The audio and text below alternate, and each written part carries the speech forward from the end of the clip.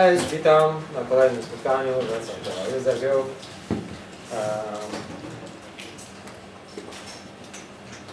Co my tam wspieramy w najbliższym czasie, co nadchodzi? Nowa rzecz, REST Fest, czyli taka trochę konferencja, gdzie można porozmawiać o tym, w jaki sposób definiować API. Jest tam też szkolenie, ktoś tam z Australii aż przyjeżdża, dzień warsztatowy. I dostaliśmy do zastosowania 2 zniżki, więc obczajcie, czy Wam to się podoba. 31 maj, 1 czerwiec. Jak będą chętni, to zastosujemy, jak nie dzisiaj, no to na jakieś kolejne spotkanie. Greenfield, konferencja w Zielonej Górze, 8 czerwca. Zniżki wejściówka rozdane. JDD w Krepowie w październiku. I read the description that it's going to be in English. Yeah, the topic will be in English, but for a word, You're talking, but it's... Yeah, only 5 minutes. Okay, sorry. Okay, no problem. I'm here ready to go. Warsztaty, nadchodzące spotkania, no już nie ma miejsc, ale próbujcie. Ojoj! I kolejne, które właściwie są nawet wcześniej. To samo, tutaj dodatkowo mamy współpracę z Tytuł Wrocław, więc zachęcamy do sprawdzenia oferty, zaprzyjaźnionej grupy. No i co, warto też zostać do końca, będzie losowania stacji IT i IntelliJ'a. No to tyle z mojej strony. Jakieś jeszcze ogłoszenia mamy? Na konfiturę Call for Papers się powoli kończy.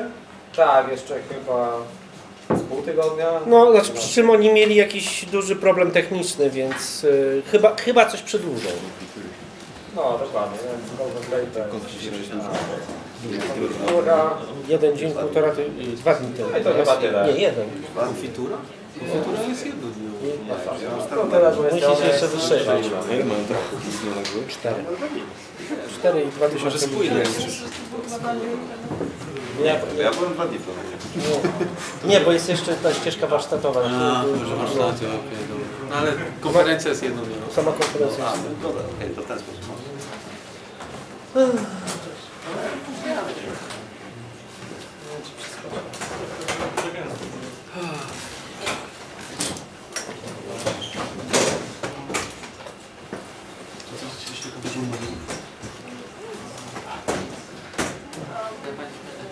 Sorry, but my wonderful setup was just destroyed. No.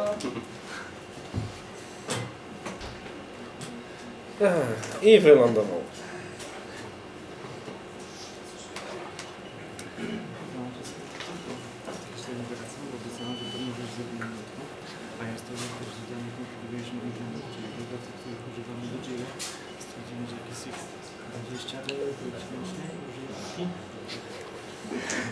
I tak się zaczyna. Więc jeszcze jest jakieś 4 godzinki przede mną. Jak mogę być to więcej, my zrobimy pewnie 4 godzinki i bym... Naciśnij F11. Ale pozorom jeszcze powiem, że będę musiał przeglądać to, co przeglądali i używać tego cookiesa. Ale da się zrobić basic alpha jeszcze. To jest Hi, do you hear me well or should I use the microphone? It's okay. It's fine. Oh, great. Amazing. My name is Noemi, and today we will talk about the user experience. And I believe probably most of you was wondering what's going on and why the user experience presentation is held by the Java user group. But I'm not UX designer anyway, because for now I'm React Native developer. And today I want to talk about the user experience, not like every other presentation, like, you know, layouts and sizes and colors. We will talk about the everyday problems in our jobs connected with the user experience. But before that, we need to ask ourselves the most basic question, like, what is user experience anyway? Well, user experience is so good interface, even Miss Linda, the secretary, can click it quickly.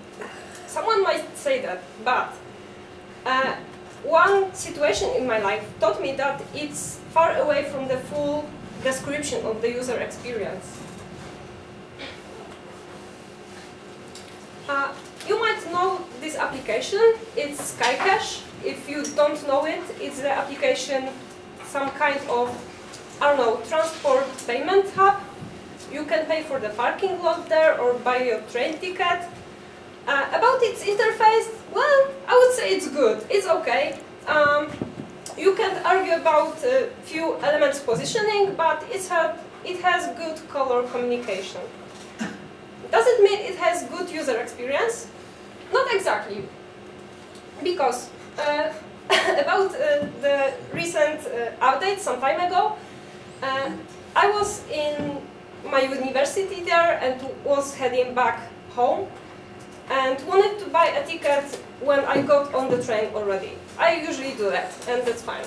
But the application says, no, you don't have internet connection, go away. And the controller was going towards me. I started to sweat because, you know, he wanted me to have a ticket and I didn't have it. And I got full trauma out of it. So, you know, the application with pretty good interface gave me really bad experience. Do you hear that?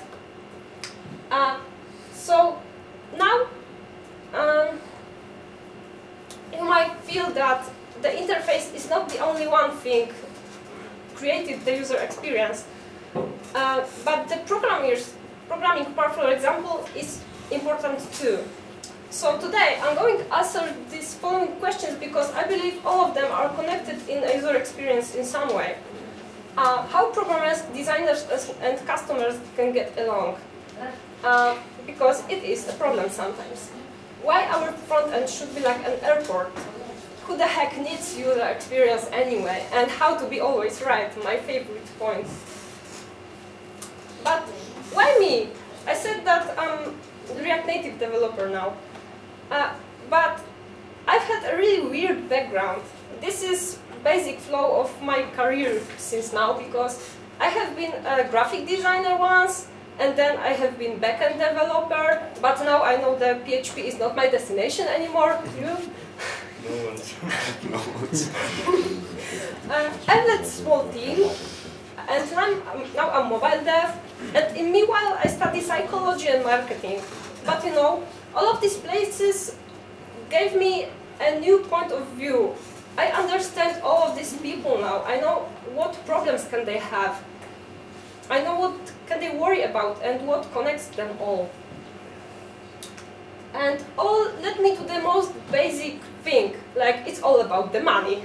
Which is cool because everyone needs money, I like money, and the problem is how to make them if everyone wants to do it. Because you know, there are a lot of companies and everyone wants to be the best, so you may think that if you have the best specialists, it means you create the best products, which means you are the best and sell the most. But here we come to another problem, which is specialist definition. Because in 90s, it was really easy, because you had one programmer for the whole estate, and he was setting up your network as well as building your computer. But now we really differ one from another. We have really narrow fields of expertise. For example, I'm a mobile developer, but someone else is creating its interface. We have testers, we have coaches, etc., etc., etc. And all these people have different minds. Like, you can't expect the backend developer to have the same brain like graphic designer, for example. That's easy, but all these people need to create the same product together, and they need to talk with themselves. And we created the stable system. Like, it looks good from the surface because everyone is creating products, writing clever articles on mediums, like, yay, we the superstars, we are earning money for ourselves. And we have a lot of consulting before that, and yeah, we are shipping the product. But it is not working inside it. Why? There are two reasons. One of them is these two guys. Like, we often don't understand each other. We sometimes do jokes. For example, the graphic designer is laughing like, oh no, the programmer doesn't have any imagination at all. And the graphic the programmer is like, oh no, another fancy thing from the designer.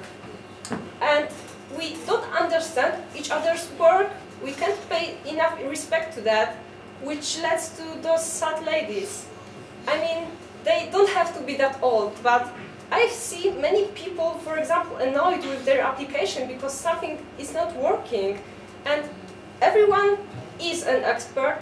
We do our best, but on the end, the final product is not so good. Why? The problem is communication. To illustrate that, I want to tell you a story. Let's call this company Lightbulbs because I couldn't find a good English name for Janusz. If you have any ideas, you can let me know. However, in my previous job, there was our customer, he came to us and they were selling lights. And they wanted to have a new store. And it was really good because we talked to each other, we made audit, we agreed on some things we need to do. But the problem started when we had to develop the new store because everyone wanted to do it and everyone had totally different vision about it. And I believe it looked somehow that way. Like, it was Mr. Bob, the owner. And Mr. Bob was like, every Bob ever, like, come on, it works, so maybe not rebuild it entirely, maybe fix this and that and it will be okay. And in his mind, it was something like that. Like, we have one navigation, totally other navigation, but these are working, so it's okay. And we have totally not readable banner, but it's also okay because the store works, so maybe not put all of this money into this. Luckily, or not, Mr. Bob had a wife, Mrs. Linda. And Mrs. Linda was the pinky person like this, and she was like, by now, that's it. She imagined a lot of stars and shiny things in the store, and she believed that if you label something buy now 5 times, it makes the customer really buying things 5 times. But it totally wasn't the way. But these are the customers. They have right to not know everything. But what about us, the experts? We also couldn't agree. There was Noah, the designer. And the designer was attending the art academy.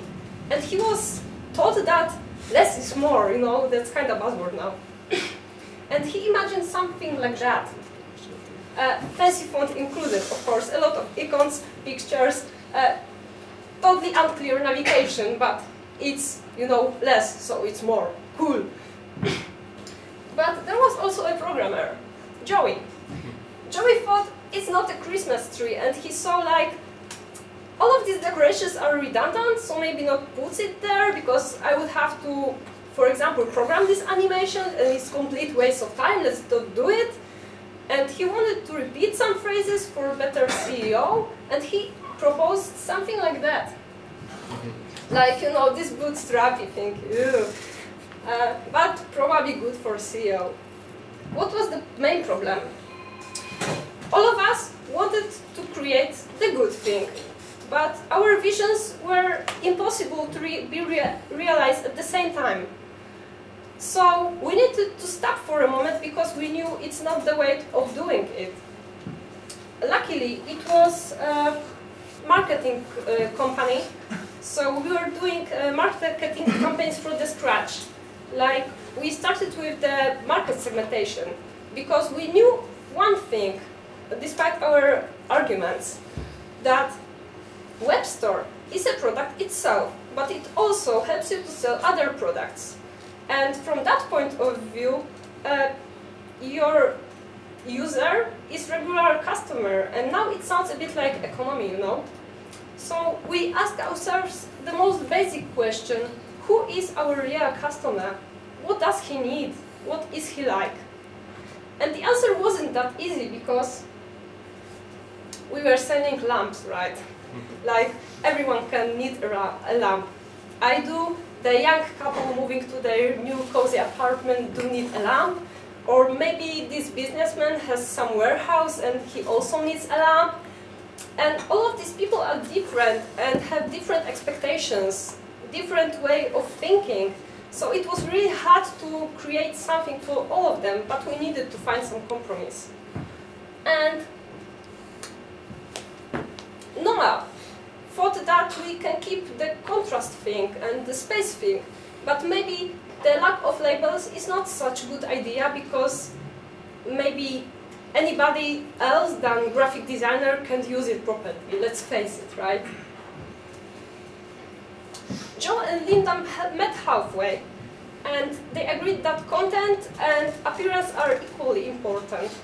Like, they understood that you have to attract people, but you don't have to scare them, you mustn't scare them. And repeating content for CEO is equally bad to a lot of animations, because both of these things create chaos. And Bob understood that good assortment is not the only factor for his business, because if people wouldn't be able to use his store, they wouldn't buy, so it's totally not the way. Live happily ever after, but there's one lesson from it. If we were thinking about the user's needs, the end real user, from the beginning, we would save a lot of time and money for us. So now you can feel that thinking about the user solves part of your problems and helps you to think properly. But how to transform it into your work? Like, okay, thinking is one, but you have to program something, to design something. Oops. For me, the best example in the world is an airport.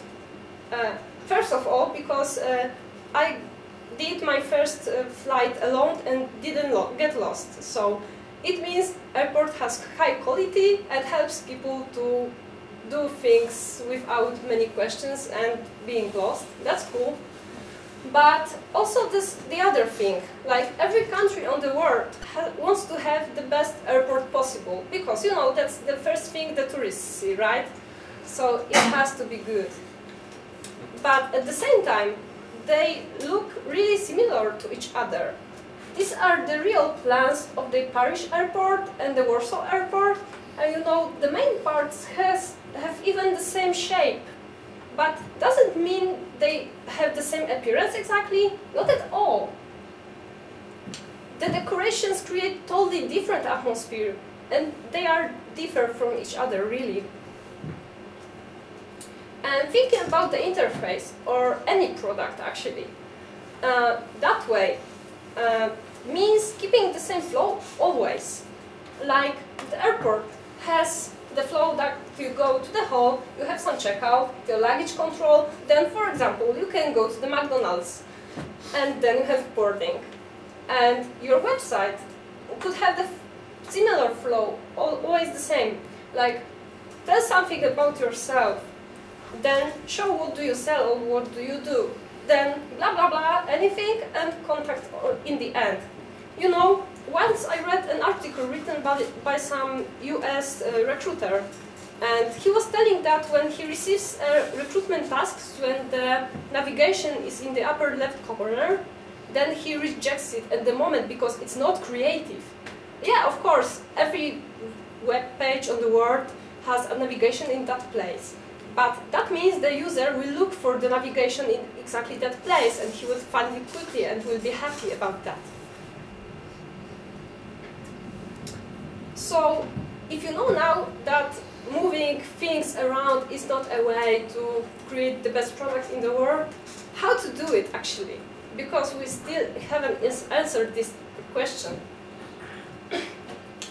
For example, economy strikes again show benefits, because probably you don't have the only one product in the world, because you have the product and thousands of different companies have it too. And you need to show why your product is the best, actually. This is an example from the Airbnb. This is the screenshot of sharing your room for the rent. On the first screen, you just enter your city name, and on the second screen, you get this communicate. For 1 month, you can earn this much money. It's really hard to change your mind after such communicate, right? So, depending on project, it will be different, but you have to show it somehow. And also, show initiative. Another example from Airbnb. I must admit I'm kinda in love with them, and I love how they treat users. They thought about one thing. Probably our users will travel in the groups. They will do it because they are looking for a cheap place to stay in another one's house. So maybe they will be afraid, I don't know. However, they won't be alone. If they want, they will be sharing costs anyway. So why don't let them share costs just in the moment of booking? And they didn't.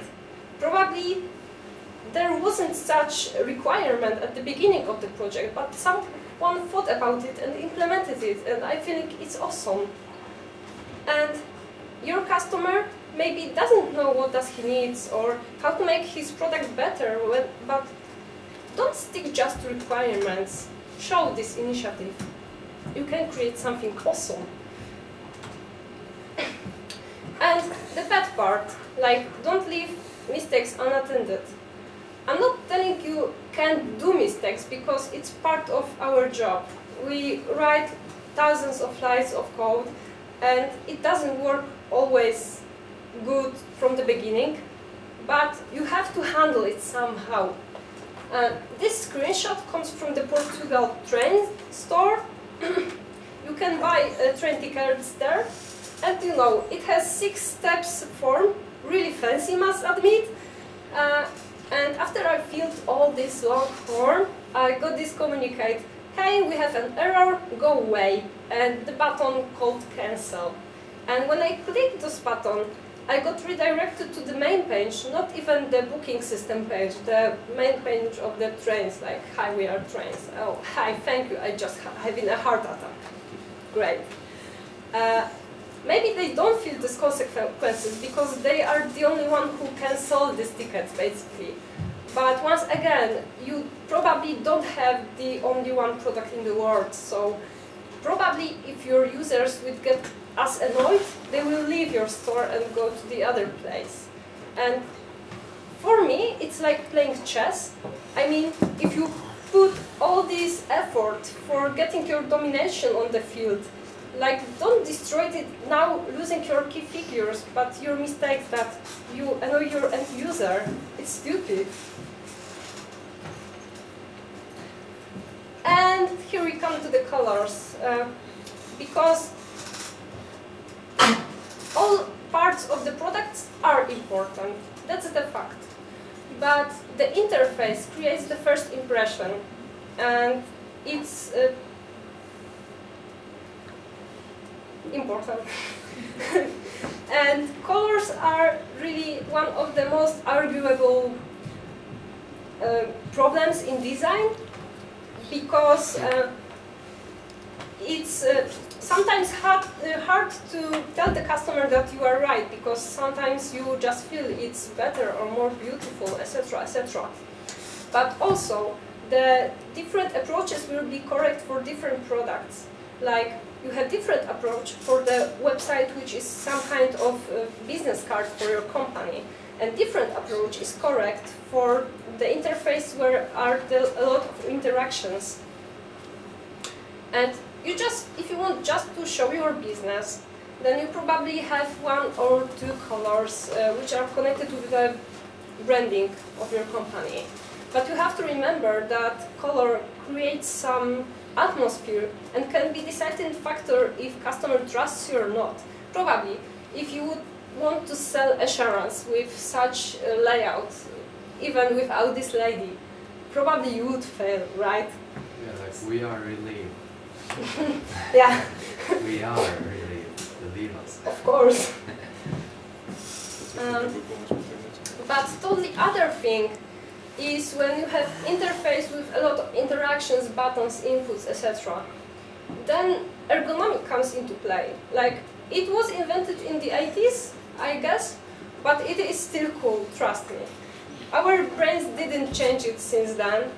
And for example, there's the thing about the red color.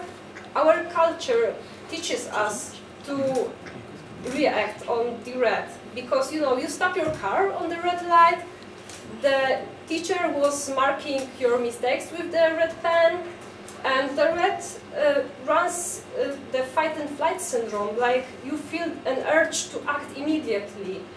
But maybe it's not a good color if you want user to finalize the transaction or do something important, especially if he's not so sure about it, because he might feel scared. So you really need to think what are the purposes of the buttons or the elements, and then you need to think what colors will suit the best, because you know it's really important. About the really colorful things. This screenshot comes from the Google Awards, and this is some marketing company, and they do thing which I believe is the most pain point of front-end developers. Really, I hate even myself for that sometimes. Overgrowing for form over content. It's the first no-no ever, trust me. This website works that way. When you hover over the blue, the whole website goes blue. And when I did it, I just felt astonished and panicked and ran away. And it might be cool if they're aimed for another marketing companies, because, you know, some marketing guy can give them extra points for creativity. Okay, but another marketing guy doesn't mean marketing. The people who need marketing are, for example, the ordinary people, the lady who wants to sell flowers on their estate and she wants to create her website, I don't know. And probably if such lady would come into such website, she would panic and go away. But this is not the biggest problem of this website. It has more. Because, you know, for us, most of us, I don't know, these blue and red are highly contrastive colors. But if someone has a problem with that, he will see exactly the same gray. And here we come to the special needs, like, don't make assumption that everyone is like you and see color the same way as you do. Actually, the main rule is when you choose your color palette, you should choose color which have difference in lightness level, not in hue.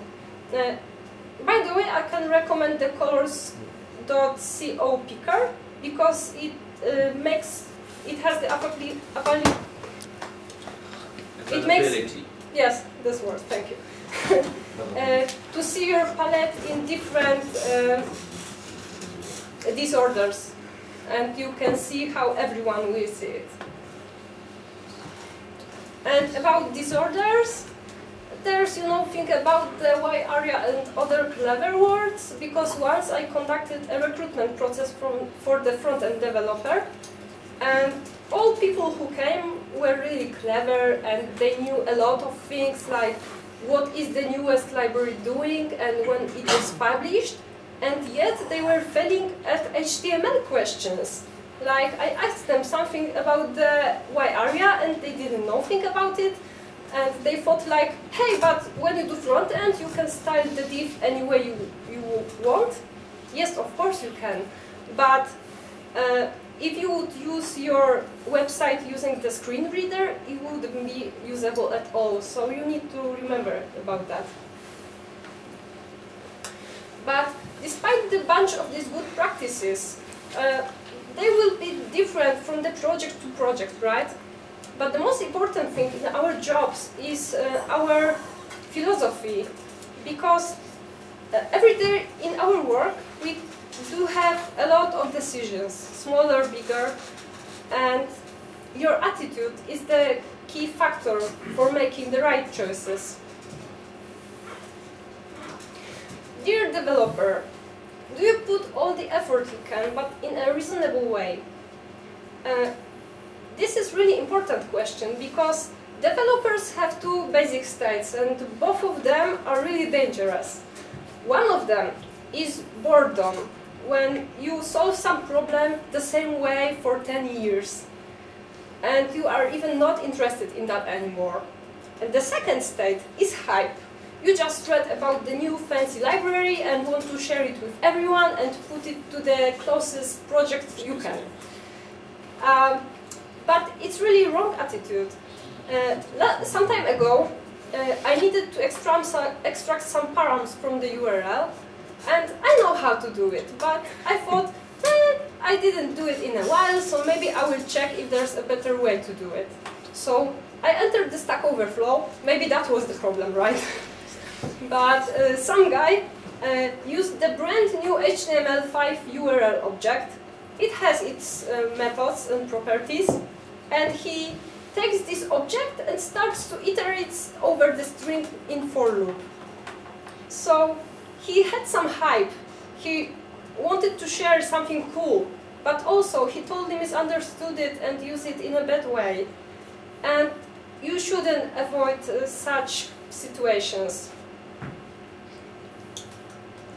Dear designer, do we have designers here today? No? Okay, so a bunch of fun facts for the designers.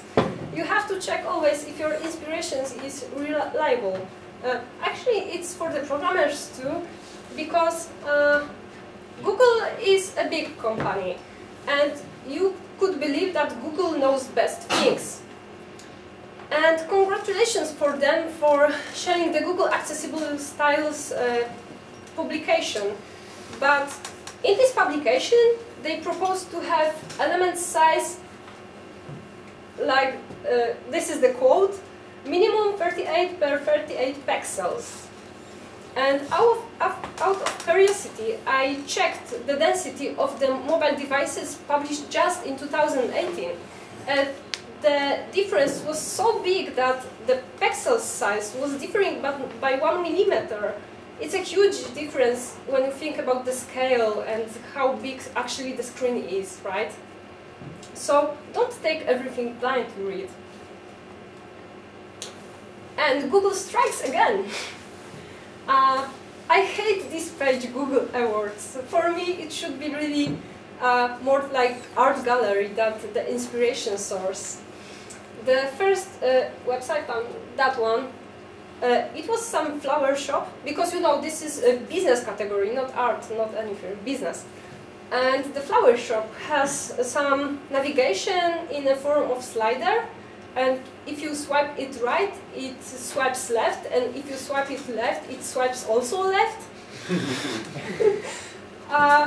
Maybe it was intended to be cool, but remember about the one thing, that if your user spends 6 hours a day keeping his smartphone in his hands, it doesn't mean he is looking for the new front-end tricks. He's spending his time on Facebook probably. So another front-end developers are not your aim group, and you need to keep that in mind. Don't do overly fancy things, really. Dear manager, do you think in an assertive and perspective way? Maybe all of you know this situation from your careers. It came the time that you decided to go on really tops. You have your tools, you have the best team in the world, and now it's time when you create the best products possible. But here strikes the customer. The customer comes, he starts to complain that, it's a bit expensive, maybe that research is not necessary, maybe we should cut this and that, and you end up like usual. Sounds familiar? You may not have the strength to fight for it, but it's really worth it. Now I give you the reason.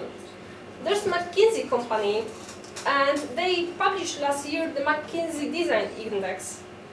And they examined a lot of companies taking into consideration these 4 factors: analytic design measurement, not splitting digital from the physical product, multifunctional teams like the programmers and the designers together, and testing and self-development. And they proved 2 things: that there is strong correlation between those factors, And first, the revenue after the whole year, and the second, the higher return to their shareholders. So that means that your care and the value of your products and of your design comes into real money. It works that way. If you are interested, you should really read that article because it was awesome. But here comes the hard part. Like, now you know why you should fight for the best product ever, and you should talk to your customer, but how to do it if your customer is really stubborn? Science! You know, one thing is A/B testing. When you have your product and publish it in two ways, differing with just one small thing, and if you see that the version of the website with your super fancy button sells 20% more, then you have proof in numbers, and no one can argue with that, right? But if you are not sure what should be improved, or, I don't know, you see that website has more problems, then you can do scenario testing. There's a saying that 5 people show 95% of problems, so you take those 5 people and give them some scenario. For example, find this black sofa and buy it, and I don't know, give me like, yeah. And you observe them, and you see how they do it, and probably you will be surprised with the real result, because usually non-technical people use our products in totally different way that we. And last but most important one, conversation. Our customer is also a human being, and we should talk to them. If you have any doubts, any ideas, just say it. Don't be afraid, or I don't know, really tell it. Remember about the thing that the customer came to you because he was looking for such expertise, and you are the expert, so you have the right and even the duty to propose things. And the same goes to your coworkers, because, for example, you are the programmers, and you have the new designer in your team, and you see that the designer creates really fancy things, which are creative but maybe not usable. But maybe that person is fresh in this profession and doesn't feel what works and what doesn't work. Say it. He will learn, and you will be happy and save time of coding really weird things. You know, people sometimes ask me, why do I study psychology and marketing if I want to stay in IT? And my studies led me to all these faults I just told you. And there's one most important thing, that application without context doesn't make sense. Like, if you do something for people, know these people. Feel how they will feel using your product. You know, there's the thing that if you have your repo on GitHub and it contains the most clever code in the world, the most clean, etc., but this code doesn't satisfy anyone's need, it's actually not necessary anywhere and not worth a penny. Your code, just by satisfying needs, is worth your money. And I know we tackled a lot of things today, but I want to have those 3 things with you today. First of all, every stage of product delivery has impact on user experience, and you programmers are also user experience guys. Remember about that. Second one, communication is much better than telling the other department is guilty. If you say your colleague failed, it means you didn't talk to your colleague before the release. That's my opinion. And the third one, fitting the product to the needs creates its value.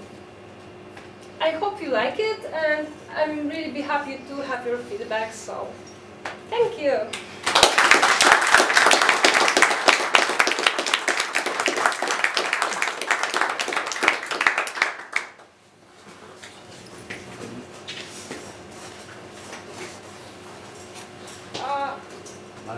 I believe there should be some guy here. Noemi? Any questions? To me? Yes? One comment I'd like to make. There's at least one more most commonly committed sin against UX. It's letting the IT people alone, namely developers, to do the whole user experience. Yeah, but it's also lack of communication, you know, like it goes everywhere. By the way, do you have any questions? Because I didn't ask about that. I'm sorry. Okay, so we can talk later.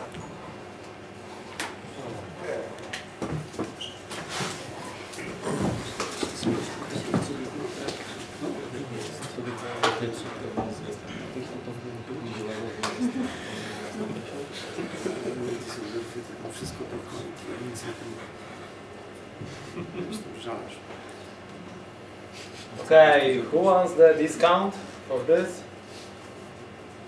Tylko gawki Anybody? You.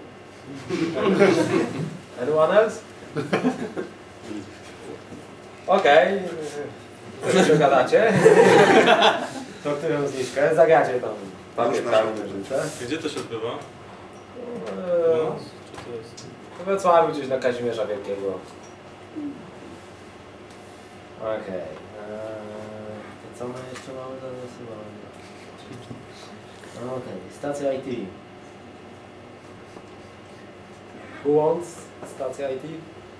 To jest jakiś ten warsztat, co to jest? To są takie szkolenia, warsztaty, one kosztują około 100 normalnie, a tutaj jest wyjściówka za darmo, ona jest ważna przez pół roku. Workshops. Some workshops, but I think that these workshops are in Polish. Yeah, they are. I think that everybody will. Only you? Anybody else? Okay, to let's random. Anna Łagowska. A chcesz? A wygrałam. Tak, weźmiesz? Okej, to zgłoś się do mnie za chwilę. I jeszcze losujemy coś od JetBrainsa. Dawid? Co, zrobię zdjęcie, myślę. Możemy nas nie nawet. Dobra, może go to zmotywuje do przyjścia. Violetta? Sekundę, teraz ja zrobię zdjęcie.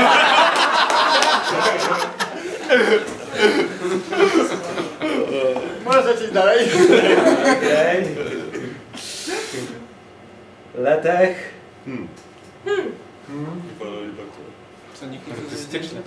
Ale Anna znowu? Nie, ja bym na lewo źle. Aha, dobra. Maciej Maciejewski? The black guy.